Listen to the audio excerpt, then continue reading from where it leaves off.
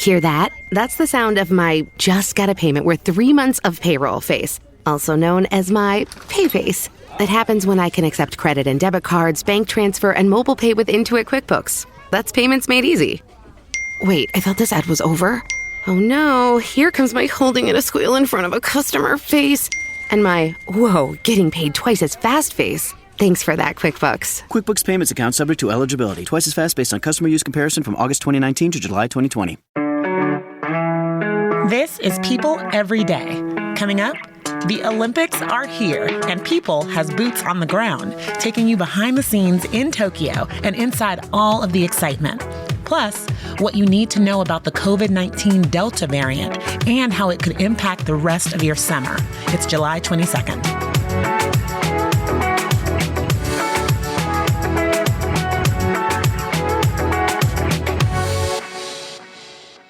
Hey everyone, this is People Every Day. I'm your host, Janine Rubenstein, and it is Thursday, and I'm scrambling, y'all. I'm actually heading out of town in a few hours, going to check out Kanye West's big album release event tonight. I used to be People's music editor, and as you know, I'm a big hip-hop fan, so super interested in what he has to say and what this album's sound is going to be like. Also, will Irina Shayk turn out to support him? I still haven't found anything avant-garde enough to wear, but all good. I'm there for work and to keep you all informed. Speaking of epic work trips, I have a handful of colleagues who are on one right now in Tokyo. Despite all the setbacks, the Olympics are here and happening, and People magazine staffers are on the ground in Tokyo for all of the action. Later in the show, I chat with one of them, Adam Carlson, who is no longer jet-lagged after quarantining for days and takes me through everything he and the team have seen and done so far, just ahead of tomorrow's opening ceremony. So stick around for that. But first, I want to talk about the elephant in the arena. COVID-19, dangerous variants of the coronavirus continue to wreak havoc and raise fears in Tokyo and here in the States. We are aware of course, COVID-19 cases among a handful of athletes. Well, the trigger was definitely COVID concerns. It's more aggressive. It's deadlier. If you've turned on the news in recent weeks, you've seen what feels like a steady drip of coronavirus-related stories. In the U.S., we've seen a troubling rise in the number of confirmed cases, with the CDC reporting a nearly 70% increase in the 7-day average of new cases, many of which it blames on the rapid spread of the COVID-19 Delta variant. And here with me now to unpack all of this and talk a little bit about how the coronavirus will impact the rest of your summer, including this year's Olympic Games, is infectious disease expert and professor of preventative medicine at Vanderbilt University School of Medicine, Dr. William Schaffner. Hi, Dr. Schaffner. Hello, Janine. Always good to be with you. Awesome. It's great to have you back. So we've seen a steady drumbeat of headlines in recent weeks about a rise in COVID cases across the country and around the world. And some of those infections have occurred in people who've gotten both doses of the vaccine. By and large, who would you say is getting sick the most, and who maybe in this group is responsible for the biggest spike in cases? Well, there's no doubt, Janine, that this Delta variant that's so highly contagious is really seeking out people who have not been vaccinated. In my hospital and hospitals across the country, the people who are being admitted for COVID-related illness, 98+% of them are unvaccinated. Wow. It's really unusual for a vaccinated person to require hospitalization. So these vaccines are keeping us out of the hospital. They're working the way they were scheduled to. Yeah. And like you said, we've seen a number of stories about people who have gotten the vaccine and still tested positive for COVID-19. But what you're saying is that they are not getting the harshest, worst symptoms. So how do you explain this to someone who is concerned that, oh, the vaccine isn't working, I still got it? Well, there's a fair amount of confusion in the media. The vaccines are keeping us out of the hospital. That's what they were designed to do. You don't want to get severe disease. Now, there was a bonus. In addition to that, these vaccines also reduce, I didn't say eliminate, they reduce your chance of getting an asymptomatic or only mildly symptomatic infection. You're much less likely to do that, and you're much less likely to transmit this virus to others. So yes, you can get infected, but you're not going to get sick And so that's a really big difference. We're detecting many people who have become infected despite that they are vaccinated, but they're not getting sick. Wow. So let's talk about this Delta variant, though. What is it, and what do our listeners need to know about it? Well, very simply, you have the parent strain, the original one. When it multiplies in people, it can mutate. Most of those mutations are harmless, but every once in a while, a mutation or a series of genetic changes takes place such that you get kind of a son or a daughter of the original strain. But we can tell the difference. And this Delta strain, its major characteristic that differentiates it is it's even more contagious than the parent. And the parent was already very contagious. So this contagious virus has the capacity to spread very, very readily. And it's obviously seeking out people who've not yet been vaccinated. The vaccines do prevent serious illness with this Delta strain. Nice. Okay. So the American Academy of Pediatrics released updated guidance on Monday saying that everyone older than 2 years old should wear a mask, even if you've been vaccinated. So why is it so important for kids to wear a mask? I have a 6-year-old and a 1-year-old who's, just under that mandate line. But how likely is it for children to get the Delta variant of this virus and pass it on to adults? We all know, fortunately, that children and young adults are much less likely to become sick if they get infected with COVID. Less likely. It's not zero. There have been actually over 300 children in the United States that have died of COVID, over 13,000 hospitalizations. COVID is now one of the 10 leading causes of death in children in the United States. And so we have to understand that from time to time, children, normal, healthy children, can become not only infected and transmit the virus, but they can become sick. And that's why the American Academy of Pediatrics says we ought to keep wearing our masks as protection. Yeah. And since you can't always tell who's been vaccinated and who hasn't, they say, let's all just wear the mask.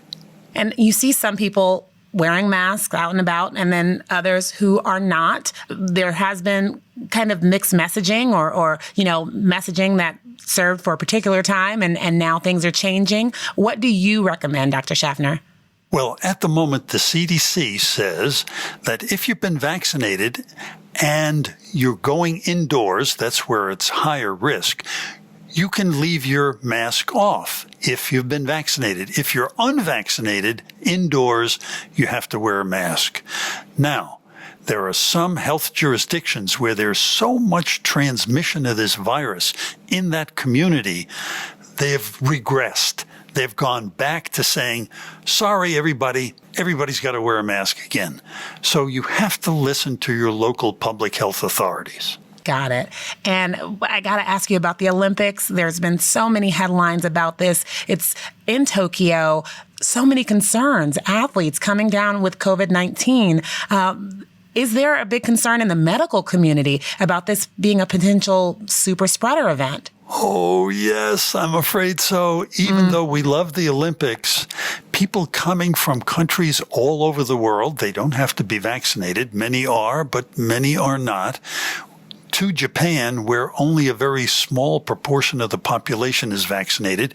Now, the Olympic Organizing Committee has done many things to make it as safe as possible, but I'm afraid there's going to be more spread of this virus, not only among the athletes, but everyone else concerned with the Olympics. And then some of those folks are going to return to their home countries, taking the virus with them, setting up new chains of transmission when they get home. It's almost inevitable, I'm afraid. Well, I mean, is there any kind of light coming out of the summer, going into the fall? What can we say to people who are just hoping to salvage this second year of dealing with this virus? So I really think the jar is half full, which also means it's half empty. But, What have we been saying? Vaccines protect. There are still so many of our neighbors and friends who have not yet been vaccinated.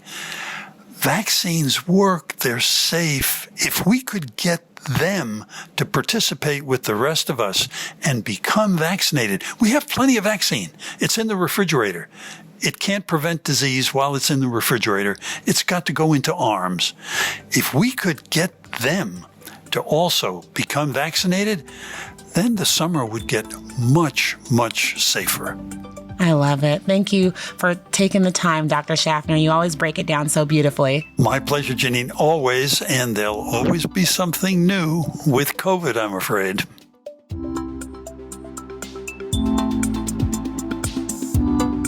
Next up, People's Adam Carlson takes us to Tokyo. Stay tuned.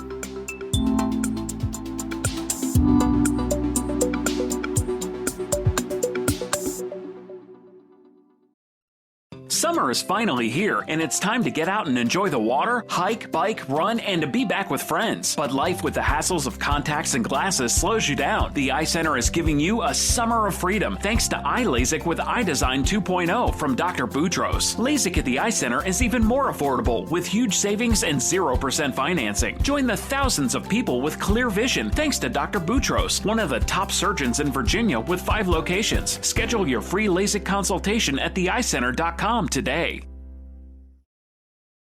Mattress Warehouse knows that buying a mattress can be tough. With so many choices, where do you start? Introducing Bed Match, a patented diagnostic system that determines your pressure points and recommends the mattresses that are best for your individual sleep needs. And it's found only at Mattress Warehouse. Come try Bed Match at a Mattress Warehouse near you. Visit sleephappens.com for locations and get free next day delivery on select purchases. Mattress Warehouse, sleephappens.com.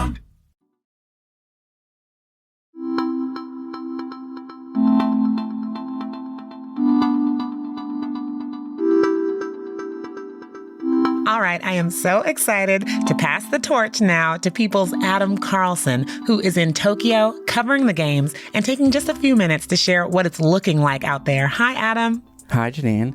How's Tokyo? I know with all of the protocols, you've been quarantining for a few days. What was that experience like for you? It's been good.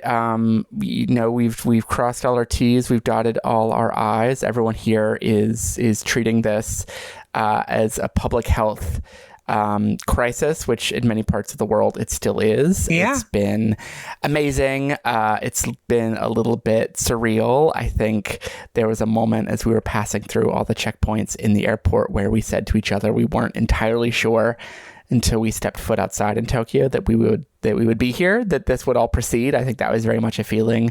I can't say that we've seen too much of what they have set up yet. We are actually leaving our quarantine here in the next day, right before the opening ceremony. So we'll have much more to report in the coming days. But so far, it's been a lot of hanging around your hotel room and eating meals out of the vending machines, which is what we've been doing just to make sure that we don't, that we don't spread COVID while we're here.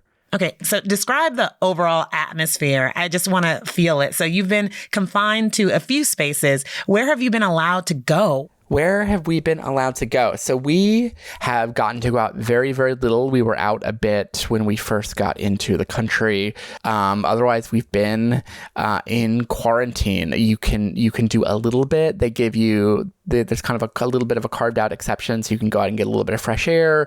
Obviously, if there's some kind of essential things that you need to do while you're here, you do have a bit of an exception. If you need to be out for some reason, but otherwise, we have been quarantined. And the vibe here, I mean, you see a lot of Olympics people here. It can be easy moment to moment to kind of forget what's happening in 2021. But it's definitely a bit more low key in light of that. And I think that you get some reality on the ground about all the polling and all the headlines from Japan, that a lot of the locals here had become really disenchanted by the idea of the games. So what can we expect from the opening ceremony tomorrow? We just got that news that the director was fired just ahead of the event because a terrible joke he made back in 1998 about the Holocaust. The whole thing just boggles my mind. One of the main organizers, the director of the opening ceremony, has just been ousted. You know, he's a performer, he's a comedian. Years ago, he had made a joke as part of an act about the Holocaust, a joke that was, widely seen as very tasteless. This joke got resurfaced. It was made back in 1998. Basically, he was joking about let's play Holocaust. Like, he was as part of a skit, and that did not go over well with a lot of people who were hearing about the joke the first time when it kind of got resurfaced. And, he apologized, but he was also dismissed by organizers who in turn apologized. And the fact that it all comes, hours before the opening ceremony when they would prefer to be talking about anything else, I think is a bit of a headache for them. So what do we know about what the opening ceremony will look like, what to expect? What we do know is that the opening ceremony of the Tokyo Games is going to look much different from what people remember in 2016, in Brazil, in 2012, in London, 2008, even in China, with extraordinary set pieces, extravagance. Some of the images that spring to mind for me immediately, the scale of the Beijing production, and then in the UK, of course, Daniel Craig as James Bond with Queen Elizabeth. I don't know a more prototypically British thing than that. The Tokyo opening ceremonies are going to be very different. We aren't going to see that same kind of pomp and circumstance. It's going to be a much more somber. Somber is the word they keep returning to. It's happening very much still in the international pandemic, and just in terms of attendees, it's going to be a smaller ceremony. Again, spectators won't be there. Many athletes have signaled that they won't be in attendance for the Parade of Nations or at the opening ceremony. They're worried about infection. Everyone here is being tested very frequently, and a positive COVID test, being infected with the virus could knock you out of a competition you've worked most of your career for. So, of course, COVID has been a huge headline at the games, Adam. And since you left, Coco Gauff dropped out after she tested positive for the virus. Gymnast Kara Aker and another alternate also tested positive. So talk about COVID at these games. What teams and athletes are being most closely watched? What have you heard from players and support staff?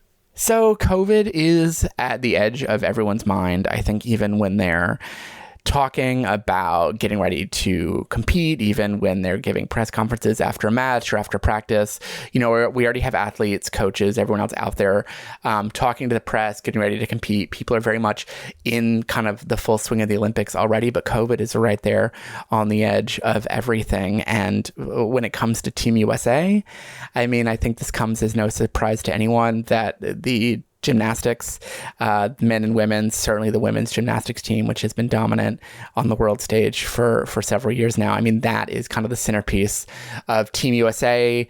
They're taking a lot of precautions. We know that Simone Biles, the most famous American Olympian here, perhaps the most famous Olympian at the entire games, she's not, Simone is not staying at the Olympic Village. She's staying in a hotel. They're doing that to avoid as much as possible the risk of infection. Okay, Adam, I have to know about this one story. There's much ado about cardboard beds. So Tokyo 2020 says the beds will be turned into recycled paper after the games. And some athletes, including Paul Chimlio, a runner for Team USA, took to social media and claimed that the beds were intended to discourage sex among athletes because they only hold one person or something. What do you make of all of this? Yeah. So the cardboard beds, it's like people just pulled out a set of nouns from a hat and strung them together. Cardboard sex beds. I swear. It's like we live in Mad Libs. So the cardboard beds, while they are sturdy enough, the reality is beneath that, the Tokyo organizers do not want people being as physically intimate as they have been in the past. The guidelines officially discouraged this kind of physical intimacy because of COVID. And the condoms, famously, condoms are freely given out every 2 years. This year, the condoms, they're not going to give out nearly as many. And they're telling people, like, we are giving you these kind of as a health precaution, but please don't use them. You're only supposed to use them later in your life. After you leave Japan, do not use them here. Oh, my goodness. We did a big piece about what it was like living inside the village. A few years ago, we talked to a bunch of Olympians and wrapped together a bunch of memories Olympians had shared in years past. And they say it's a great meeting place across countries, across sports. Yeah. You have a whole kind of high school cafeteria vibe of everyone thrown together. And then you also, at the same time, these are people in the prime of youth, at their peak physical condition, very excited to do the thing that they've been working their entire lives to do. And they're all hanging out. We don't get to go inside the village. It's essentially off limits to the entire world, as it's always been. So we just have to hear these stories, and the stories you hear, people hang out, they get to know each other, and oftentimes what's going to happen is what's going to happen. So yes, the cardboard beds are not anti-sex as far as we know. That has been debunked, but the spirit of the cardboard bed is anti-sex. Is what I would say. That's my final answer. Okay, last question. What are the big events you're looking forward to over the weekend and into next week? Yeah, so we are about to head into week 1. The opening ceremonies are going to begin, and then we have some medal events. So we've had some qualifying competitions already happen. Like I said, medal events will begin in earnest. We have some swimming medal events. We have gymnastics medal events coming up. It's going to be a really exciting first few days. I, of course, will be hopefully right there on the front row for swimming and gymnastics. The people team here was just talking about what we want to be doing and where. I'm a sucker for figure skating and gymnastics, which to me is just figure skating without the skates, or maybe figure skating is gymnastics without the leotards. I don't know. But it'll be a real thrill, I think, to watch them all compete, as it always is. Swimming, of course. I mean, I can't go 2 feet in the water without needing to take a breath. So we'll have a lot to look forward to.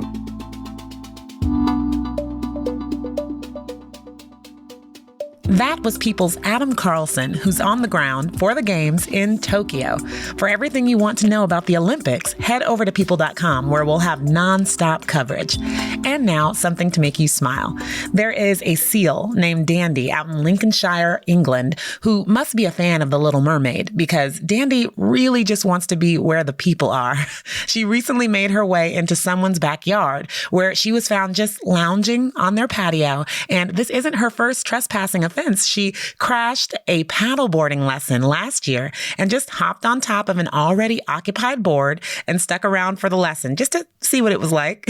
Live your life, Dandy. And while we're talking adorable animals, at People, we're in the midst of our 4th annual World's Cutest Rescue Dog competition, presented by Pedigree. So it doesn't matter what breed, age, size, or physical difference. If you think your dog's got the look, go to people.com/rescue dog contest. Upload a photo and tell us how saving a pup has changed your life and theirs. All right. Have a good one, guys. Talk to you tomorrow.